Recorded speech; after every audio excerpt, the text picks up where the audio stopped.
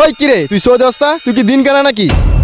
ভাই আমি খেয়াল করি নাই। এতটা রাস্তা থাকতে আমার সাথে বসে গেলি? সরি ভাই। কইতে পাগল ছাগল দিন দুপুরা বেলা কিছু বুঝি না। কিরে আমার মানি ব্যাগটা কও। এই তুই দাঁড়া, এই তোরা দাঁড়াইতে কইছি না? ওই তুই দাঁড়া, ওই বেশি কিন্তু ভালো হইতো না, দাঁড়া। তে কই গেল তার আজকে যেমনি হোক ধরমু আমি। যাই সামনের দিক যাই। এই তো গেছে গা। এই তো এখন যাই আসল কামটা করি গা।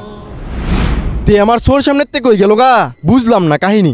কিরে আমার বাইক কও? আরে আনই তো ছিল। আয় হায় কই গেল 2-3 মিনিটের ভিতরে? আয় হায় রে আমার 3 লাখ টাকার বাইক গেল কই? এই হোসেন ভাই দাঁড়ান, কই যেতেছেন তো তাড়াহুড়ো করে? আরে ভাই কত কোনো সময় নাই, আমার মাথা গরম হয়ে রইছে, যাই আমি। কিছুই বুঝলাম না, কই যায় এমনি? এই হুসাইন, তুমি এমনি দেউরে কই যেতেছ? আরে হুজুর আমার সব শেষ। এক চোরে আমার মানি ব্যাগ অনিছে গা, আবার হুন্ডা অনিছে গা। তার মতো চোর জীবনও দেই নাই। তে ওই দুনিয়ার সবচেয়ে বড় চোর। আছে, এর বড় চোর আছে। কে সে? সেটা হলো তুমি।